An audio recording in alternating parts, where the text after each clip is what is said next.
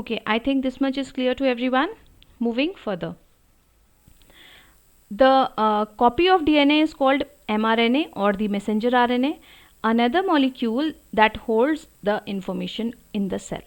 So just like DNA was holding the information present for the regulation of all the processes going in the cells, similar kind of information is now being transferred to the messenger RNA.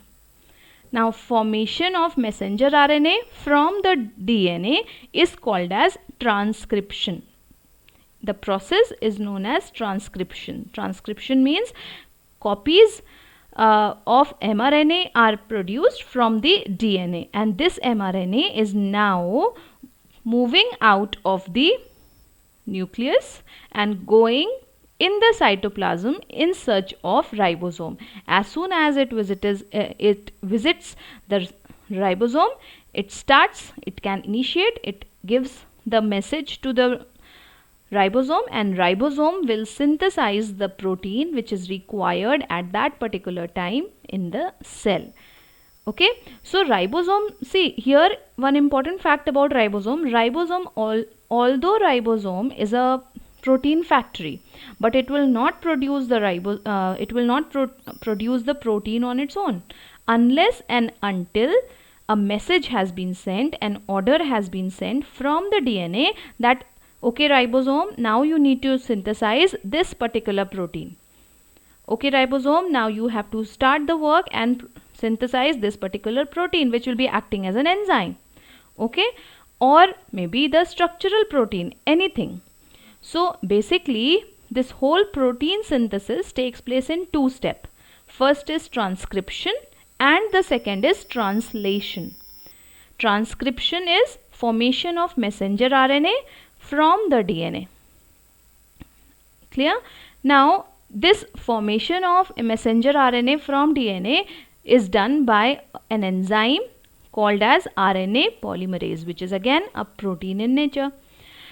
Now after this message has been copied to mRNA moves out to the ribosome and then translation takes place. Translation is the process of formation of protein from the mRNA by the machinery called ribosome. Okay, so once again the whole step, DNA forms messenger RNA by the process of transcription. This is the first step of protein synthesis. Second step of protein synthesis is mRNA forms protein with the help of ribosome, and the process is called as translation. Clear? So in this whole chapter of protein synthesis, you will be studying about two processes, transcription and translation. Okay.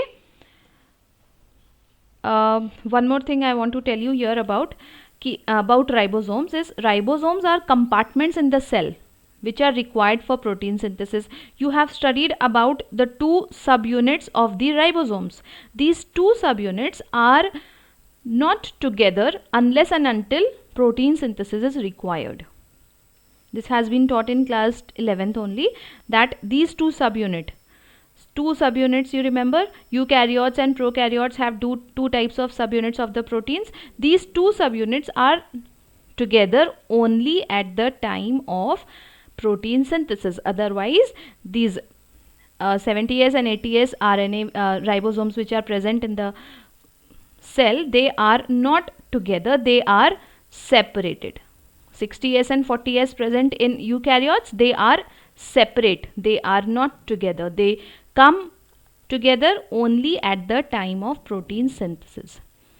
Okay, now during translation, ribosomes read the messenger RNA and tell another molecule, transfer RNA. Transfer RNA is again a type of RNA. This ribosome reads the message from the mRNA and tells transfer RNA to go and bring amino acids from the cytoplasm. Okay, amino acid, if you remember protein, what is protein? Proteins are long chains of amino acid. So for the synthesis of protein, we need to have the building blocks present. What are the building blocks? The amino acid.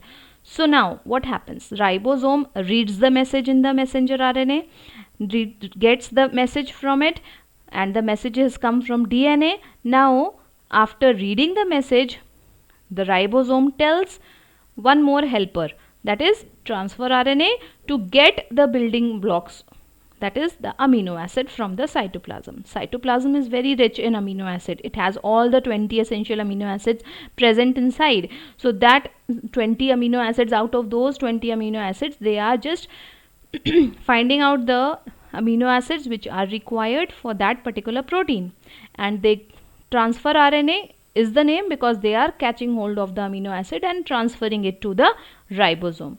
Now the ribosome has transfer RNA present. Transfer RNA has brought the amino acids, so ribosome has the amino acids.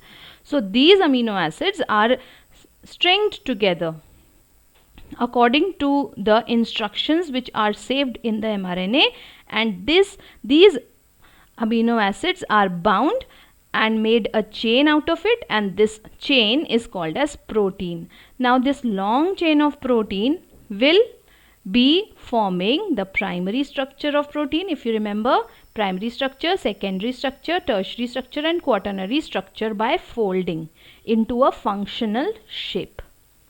Okay, so this chapter will actually involve the biochemistry also, which you have studied in class 11, biomolecules chapter, only the protein section. Why? Because protein is the building, protein is made up of amino acids. Now here what will be done? Amino acids, each transfer RNA will go and search the amino acid. It will get the amino acid and bring it to the ribosome. Then ribosome will string them together, will tie them together, will attach them together into a structure which we call as protein. And then that protein, actually long chains of proteins are not stable, so they need folding, they need gathering up, they need to stay together. So these folds, these long chains of proteins fold in certain manner, maybe in primary structure, that is the long chain which is formed is the primary structure, but it is unstable, so it will coil in alpha pleated sheets, beta alpha helix or beta pleated sheets, or then the tertiary structure, and then so many join together into a quaternary structure to give a functional shape which is required further in the cell. Okay, so it is clear to all of you.